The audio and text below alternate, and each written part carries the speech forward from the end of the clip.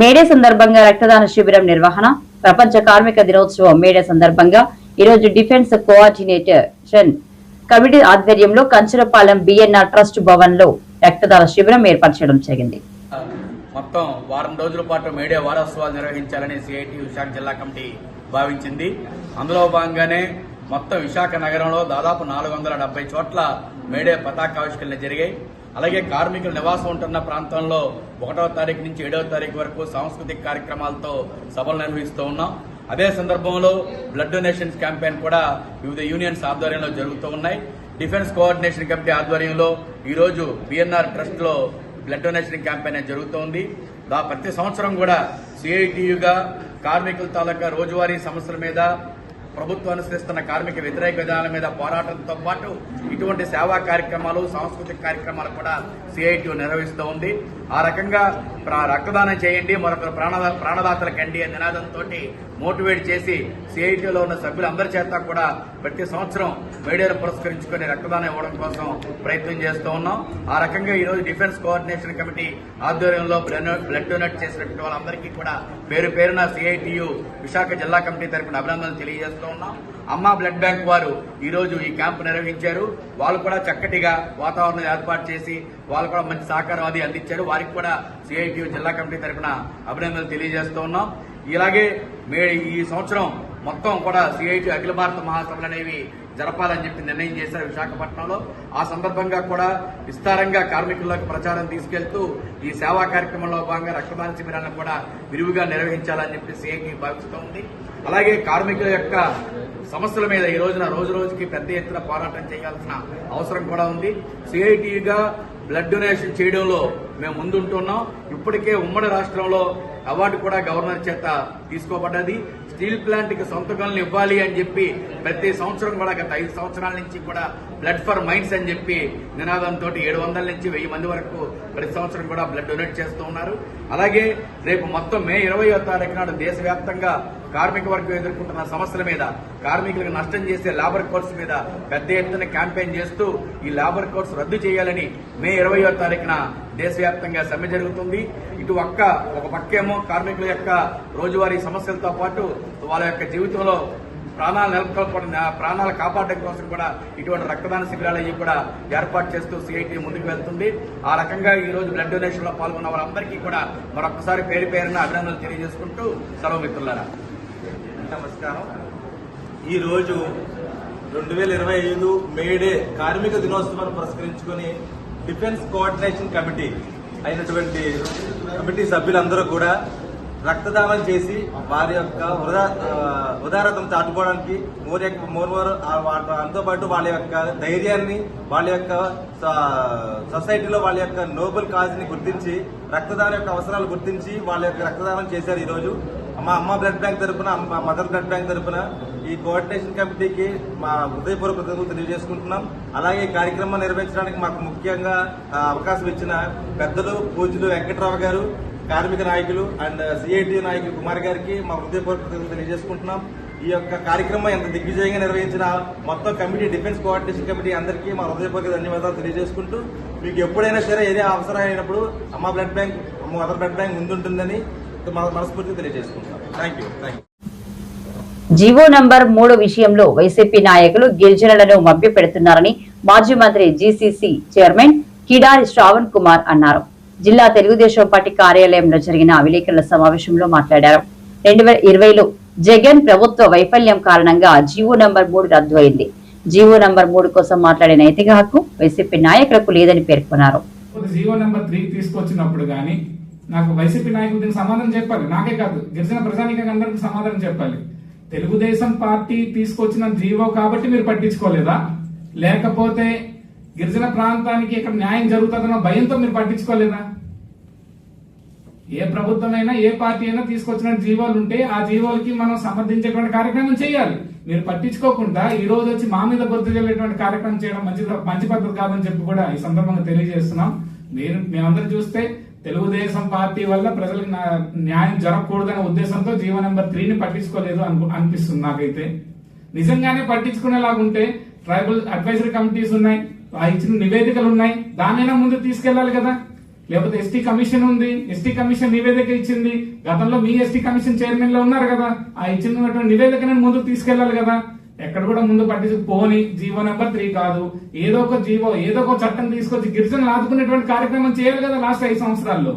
అది చేయకుండా ఈ రోజు ఏదో విధంగా మనం మంచి కార్యక్రమాలు చేసేటువంటి కార్యక్రమం చేస్తుంటే మంత్రి గారి మీద కానీ లేకపోతే అదే విధంగా లోకేష్ బాబు గారి మీద కానీ ప్రభుత్వం మీద కానీ బుద్ధ చెల్లేటువంటి కార్యక్రమం చేస్తున్నారు. దీన్ని ప్రజలు క్షుణ్ణంగా పరిశీలిస్తున్నారని చెప్పి కూడా ఈ సందర్భం తెలియజేస్తున్నాం. నా రిక్వెస్ట్ ఒకటేనండి, గిరిజన ప్రజలకు కానీ అదే విధంగా గిరిజన సంఘాలకు కానీ నేను ఒకటే రిక్వెస్ట్ చేస్తున్నాం, ఏదైతే హామీ ఇచ్చామో ఆ హామీని కట్టుబడి ఉంటుంది. మేము గతంలో ఈ రోజే కాదు, గతం నుంచి కూడా ముఖ్యమంత్రి గారు కానీ లోకేష్ బాబు గారు కానీ మాకు ఫీడ్బ్యాక్ కూడా అడగడం జరిగింది, ఏ విధంగా మనం చేస్తే బాగుంటుందని చెప్పి మాకు సలహాలు కూడా మేము ఇవ్వడం జరిగింది. ఏదైతే మిగతా కార్యక్రమాలు ఏవైతే ఉన్నాయో, ప్రజలైతే ఎవరైతే ఉన్నారో, ఎవరైతే గిరిజన సంఘాలు ఉన్నారో వాళ్ళందరినీ కూడా పిలిచి వాళ్ళ ఒపీనియన్ కూడా తీసుకునేటువంటి కార్యక్రమం చేసి ఏదో విధంగా అన్ని విధాలుగా ప్రజలకు మంచి జరిగేటువంటి కార్యక్రమం చేస్తామని చెప్పి కూడా ఈ సందర్భంగా మేము చెప్తున్నాం. మరోసారి చెప్తున్నాను, ముఖ్యమంత్రి గారు కానీ లోకేష్ బాబు గారు కానీ అదేవిధంగా మా మంత్రి గారు కానీ పూర్తి స్థాయిలో గిరిజన పక్షపాతిగా ఉండి గిరిజన ప్రాంతంకి అభివృద్ధి సంక్షేమాన్ని ముందుకు తీసుకెళ్ళడానికి కంకణం కట్టుకున్నాం. ఈ రోజు ఎవరు ఎన్ని చెప్పినా సరే దాన్ని ఎవరు కూడా నమ్మొద్దని కూడా చెప్తున్నాం. ప్రజలందరూ కూడా ఒకటే అడుగుతున్నాను, ప్రజలకు కానీ లేకపోతే గిరిజన సంఘాలకు కానీ నేను ఒకటే వినవించుకుంటున్నాను, నిజంగానే వైసీపీ నాయకులకి నిజాయితీ ఉంటే మనందరం వెళ్దాం. మీరు కూడా అడగండి వాళ్ళని, మీ పదవులు రాజీనామా చేసి రండి. మీరు అసెంబ్లీకి కూడా వెళ్ళలేని వాళ్ళు ఈ రోజు గిరిజన ప్రాంతానికి గిరిజన ప్రజలకు ఇబ్బంది కలిగినప్పుడు వాళ్ళ వైపు నిల్చునేలాగా ప్రజలకు రాజీనామా చేసినండి పదవులన్నిటికీ. కానీ మీ ఎమ్మెల్యే పదవులకి, ఎంపీ పదవులకి మీరు ఎలాగా అసెంబ్లీకి వెళ్ళి మన గురించి మాట్లాడలేరు. మాట్లాడినప్పుడు మీ స్వలాభాల కోసం పదవులు ఎందుకు? ప్రజల కోసం రాజీనామా చేయండి, ఉద్యమంలోకి రండి, వచ్చి ప్రజల కోసం పోరాడితే నిజంగానే మీ నిజాయితీ, మీ యొక్క దాని నిబద్ధత చాటుకున్నట్టు ఉంటుంది. నా రిక్వెస్ట్ ఇది, గిరిజన ప్రజలకు అందరూ కూడా ఒకటి చేస్తాం. వాళ్ళు రారు, వాళ్ళు వచ్చేటువంటి పరిస్థితి ఉండదు. కాబట్టి వాళ్ళు నమ్మి మళ్ళీ మోసపోవద్దు. గత 5 సంవత్సరాలు మనం మోసపోయాం. గత 5 సంవత్సరాలు సంక్షేమం అట్టడికి వెళ్ళిపోయింది, అభివృద్ధి అట్టడికి వెళ్ళిపోయింది, మన ప్రాంతం అంతా కూడా వెనక్కి పడిపోయింది. ఇప్పుడైనా మనకు ముందుకు వెళ్ళేటువంటి అవకాశం వచ్చింది. కాబట్టి మీ అందరిని కూడా నేను రిక్వెస్ట్ చేస్తున్నాను, వాళ్ళ మాటలు నమ్మి మళ్ళీ మోసపోవద్దని చెప్పి కూడా ఈరోజు చెప్తున్నాను. వాళ్ళే చెప్తున్నారు డైరెక్ట్ గానే, ఇది మా డిమాండే కాదని. మరి మీ డిమాండ్ కానప్పుడు మీరు రోడ్డు మీద ఏం పోరాటం చేస్తారు? మీ డిమాండే కాదు, అది మీ హామీ మీద మేము నెరవేర్చాలి. మా హామీ నెరవేర్చడానికి చిత్తశుద్ధితో ముఖ్యమంత్రి గారు పనిచేస్తున్నారు. ఒక విషయం చెప్పాలండి, గత 5 సంవత్సరాలతో జరిగినటువంటి కార్యక్రమాల వల్ల మన రాష్ట్రం ఎంత నష్టపోయిందో అన్ని వర్గాలకు తెలుసు. అన్ని వర్గాల ప్రజలకి, అది ఏ ఎంప్లాయీస్ అవని లేకపోతే డైలీ వేజ్ వర్కర్స్ నుంచి బిజినెస్ మ్యాన్స్ నుంచి అందరు కూడా దాన్ని నష్టపోవడం జరిగింది. ఒక్కొక్క వర్గాన్ని చక్కదిద్దుకుంటూ, ఒక్కొక్క సమస్యని చక్కదిద్దుకుంటూ ఈ రోజు రాష్ట్రాన్ని ముందు బాటలో నడిపించాలన్న కార్యక్రమంతో మన రాష్ట్ర ముఖ్యమంత్రి గారు నారా చంద్రబాబు నాయుడు గారు ఈ నిర్ణయం తీసుకొస్తున్నాం. ఈ రోజు అన్ని విషయాల్లో కూడా ఆయన ఒక్కొక్క నిర్ణయం తీసుకొస్తాం. నేను అమరావతి, అంతకు ముందు మన ఏదైతే రైల్వే జోన్ అయితేనేమి, లేకపోతే స్టీల్ ప్లాంట్ ఇష్యూ అయితేనేమి, స్టీల్ ప్లాంట్ ప్రైవేటీకరణ కాకుండా ఆపడం అయితేనేమి, అలా ప్రతి ఇష్యూని దానిలో క్షుణ్ణంగా పరిశీలించి ఎవరికి ఇబ్బంది లేకుండా అన్ని విధాలుగా ప్రజలకు మంచి జరిగేలాగా మన రాష్ట్రాన్ని తీర్చిదిద్దడం కార్యక్రమం జరుగుతుంది. ఇలాంటి జరిగేటువంటి కార్యక్రమం జరుగుతున్నప్పుడు అయినా సరే బుర్రజలేటువంటి కార్యక్రమం చేస్తే నిబద్ధత, నిజాయితీ పక్కన పెడితే మానవత్వం కూడా లేదు వైసీపీ నాయకులకి అనేటువంటి ఒక పరిస్థితి వస్తుంది. కాబట్టి మీ అందరూ కూడా ఒకటే అడుగుతున్నాం, మంచి కార్యక్రమం చేయడానికి మేము సిద్ధంగా ఉన్నాం. మీరు కలిసి రండి, అందరం కలిసి ప్రజలకు మంచి చేద్దాం. ముఖ్యంగా వెనకబడినటువంటి గిరిజన ప్రాంతానికి మంచి చేయడానికి మీరు కూడా కలిసి రండి. తప్పితే కానీ ప్రజల్ని మభ్యపెట్టి దాంట్లో సునకానందం పొందేటువంటి కార్యక్రమం చేయొద్దని చెప్పి కూడా మీ అందరిని కూడా హెచ్చరిస్తున్నాను.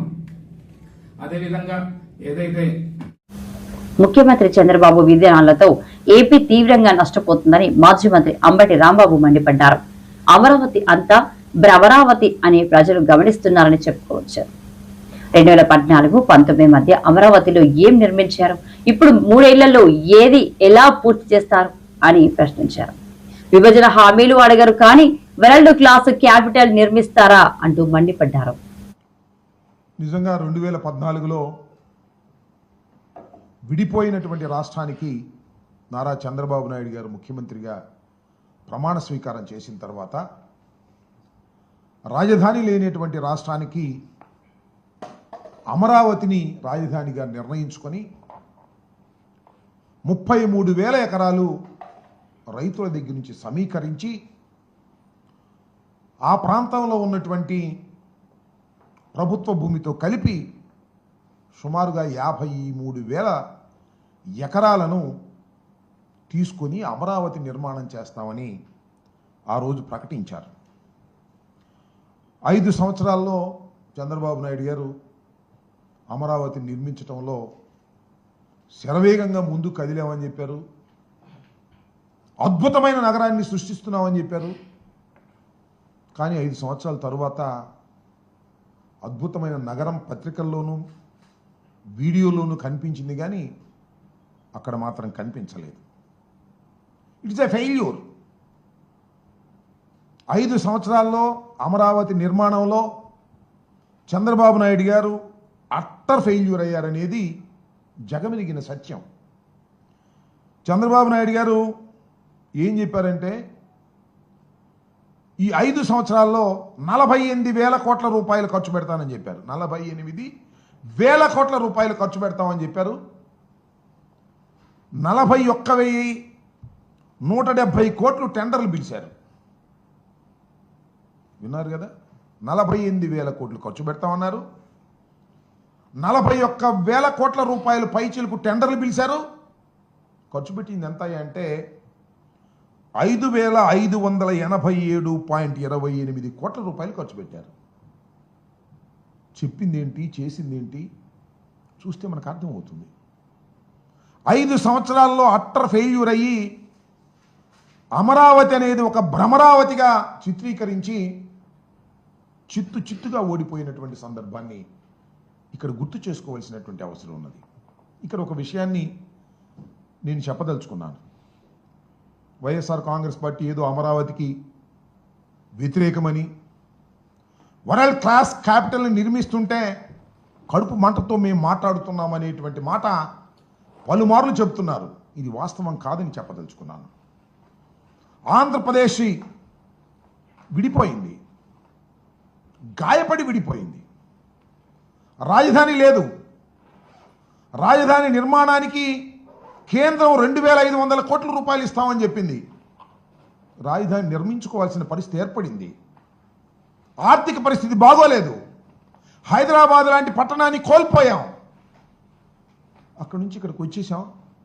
10 సంవత్సరాల పాటు హైదరాబాద్లో ఉన్నటువంటి ఇన్ఫ్రాస్ట్రక్చర్ని రాజధానిగా ఉపయోగించుకునేటటువంటి ఫెసిలిటీని మనకి విభజన చట్టం కల్పించింది. చంద్రబాబు నాయుడు గారు వచ్చారు, ఏం చేశారని అడుగుతా ఉన్నా. రాజధాని నిర్మాణం చేపట్టారా? రాజధాని నిర్మాణం కాదు, రాజధాని పట్టణాన్నే నిర్మిస్తామన్నారు. దురదృష్టం అంటున్నాను. ఒక అద్భుతమైన పట్టణాన్ని నిర్మించగలిగినటువంటి స్థాయిలో గాయపడి విడిపోయినటువంటి ఆంధ్రప్రదేశ్ ఆర్థిక వనరులు ఉపయోగపడతాయా అనేది ఆలోచించలేదు. ఒక అద్భుతమైన నగరం నిర్మిస్తాను. ఎంతండి అద్భుతమైన నగరాన్ని నిర్మించడానికి? 1,00,000 కోట్ల.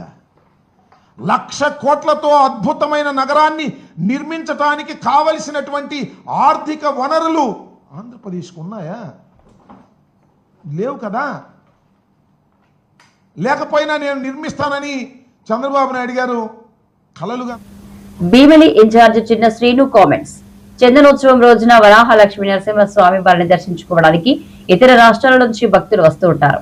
చందనోత్సవం ఏ రోజు జరుపుకోవాలి 3 నెలలకు ముందే నిర్ణయిస్తారు. మజ్జి శ్రీనివాసరావు వైసీపీ ఇన్ఛార్జ్ మీడియా సమావేశం.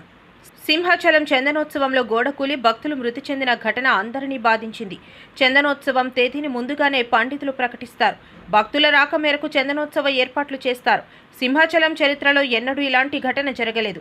ఘటన జరిగిన వెంటనే మాజీ సీఎం వైఎస్ జగన్ వచ్చి బాధిత కుటుంబ సభ్యులను ఓదార్చారు.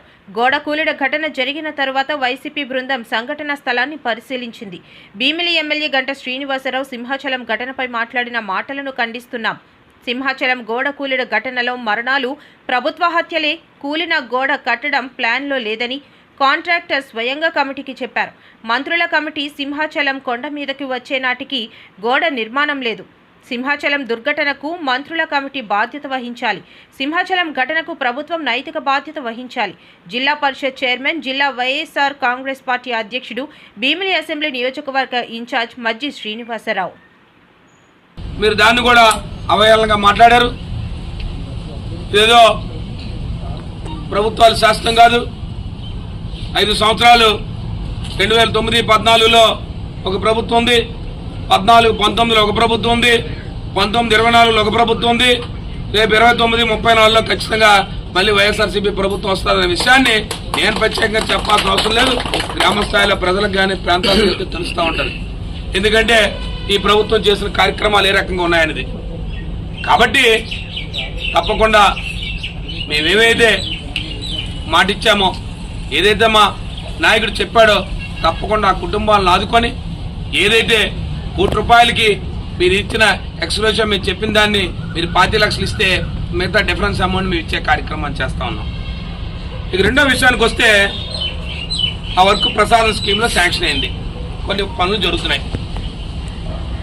ప్రసాదం స్కీమ్లో 2022-23 సంవత్సరంలో ప్రసాదం స్కీమ్ కింద సుమారు ₹54 కోట్ల